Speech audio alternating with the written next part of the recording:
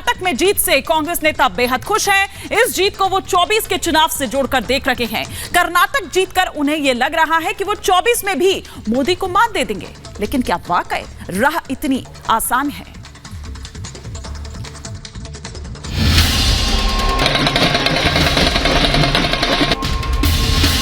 राज का जीत ये जनता का जीत है।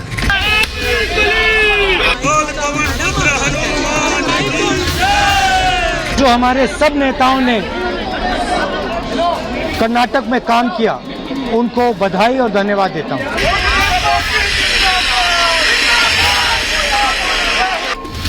कर्नाटक की जीत कांग्रेस के आंगन में खुशियों की बहार लेकर आई।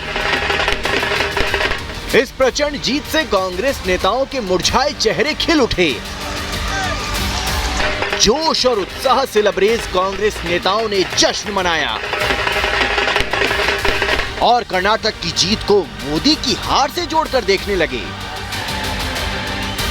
पूरा प्रचार स्थानीय मुद्दों पर था, राज्यों के मुद्दों पर था। ये नेशनल इलेक्शन हमने नहीं बनाया, ये विधानसभा के लिए चुनाव हमने बनाया। मैं समझता हूँ कांग्रेस की जीत आज जो निर्णायक जीत है वो प्रधानमंत्री की निर्णायक हार है। भारतीय जनता पार्टी ने बजरंग दल को बजरंग बली बनाया था। बजरंग बली है। जहाँ भ्रष्टाचार होगा, जहाँ पाप होगा, तो बजरंग बली को जो गदा है उन्हीं पे पड़ता है। तो आज कर्नाटक में जो रिजल्ट आया है वो भ्रष्टाचारियों के सर पे गदा पड़ा है। ये हार जो है वो नरेंद्र मोदी की हार है। तो क्या कांग्रेस को लगने लगा है कि उसने कर्नाटक जीत लिया तो अब दिल्ली भी जीत लेगी, 2024 में मोदी को भी मात दे देगी? क्या कर्नाटक की जीत उसके लिए 24 का द्वार खोलेगी? सवाल इसलिए क्योंकि कर्नाटक में मिली प्रचंड जीत के बाद सिर्फ कांग्रेस ही नहीं बल्कि विपक्ष के बाकी नेताओं के दिल में भी आगामी लोकसभा चुनाव को लेकर बड़े अरमान पलने लगे। विपक्ष के नेताओं का भरोसा बढ़ने लगा कि वो 24 के चुनाव में भी कमाल करेंगे। जो बजरंग बली हैं हनुमान जी, वो बीजेपी से जो है नाराज है। तो आज जो रिजल्ट आया है, एक तरफा रिजल्ट आया है और बीजेपी बची कहाँ। दक्षिण भारत में बीजेपी खत्म ही हो गई। मध्य भारत में बीजेपी है तो असंवैधानिक रूप से और चोरी करके है। बंगाल, बिहार, झारखंड है ये नहीं है।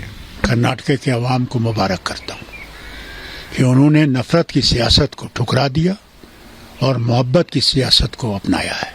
इस चीज़ ने तो साबित कर दिया कि नफरत नहीं चलेगी, मोहब्बत ही चलेगी और मोहब्बत को ही आगे बढ़ाना पड़ेगा और वो बहुत जरूरी चीज़ है।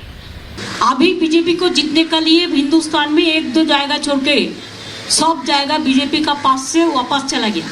Now people wants change. अभी देश के लिए, देश को बचाने के लिए, देश के सेफ्टी के लिए बीजेपी हटाओ, देश बचाओ। कर्नाटक में कांग्रेस की जीत से मोदी विरोधियों की बाँछें खिल गई हैं, लेकिन सवाल है कि क्या 2023 की जीत 2024 में जीत की गारंटी है? क्या कर्नाटक विधानसभा की जीत मोदी को लोकसभा चुनाव में हराने के लिए काफी है या ये सिर्फ विपक्ष का हसीन ख्वाब है? देखिए, हमारे प्रधानमंत्री जी हमेशा कहते हैं कि राजनीति में हर दिन लोगों के बात से सीखना, लोगों से को बात सुनना, ये हमारे लिए एक कर्तव्य है। हमारा एक तरह से आर्टिकल ऑफ फेथ है। हम उनकी आवाज़ सुन रहे हैं, सुनते थे और सुनते रहेंगे और जो कुछ लोग चाहते हैं हम उनके लिए करेंगे। बीजेपी ने कर्नाटक की हार पर मंथन शुरू कर दिया है और दावा कर रही है कि कर्नाटक चुनाव का असर लोकसभा चुनाव पर नहीं पड़ेगा और इस दावे के पीछे दलील है 2019 लोकसभा चुनाव से पहले एमपी, राजस्थान और छत्तीसगढ़ में हुए चुनाव की, जब कांग्रेस ने तीनों ही राज्यों में शानदार प्रदर्शन किया था। लेकिन जब 2019 में चुनाव हुए तो बीजेपी को प्रचंड जीत मिली और पहले से ज्यादा सीटें पाकर नरेंद्र मोदी दूसरी बार प्रधानमंत्री बने। पहले भी बीजेपी की जितनी सीटें आई थी और जब लोकसभा का चुनाव हुआ तो बीजेपी ने वहां पर क्लीन स्वीप किया और अभी भी आप देखेंगे भले राज्य में कांग्रेस आ गई है, पर लोकसभा के चुनाव में मोदी जी के नाम पर हम 42 की 42 सीट जीतेंगे। कर्नाटक के बाद अब 24 के चुनाव पर जोर है, लेकिन सवाल है कि क्या विधानसभा चुनाव के नतीजों का असर लोकसभा चुनाव पर पड़ेगा, या 24 के लिए कांग्रेस समेत सभी विपक्षी दल के नेता मुंगेरी लाल के हसीन सपने देख रहे हैं। Bureau report, Republic Bharat.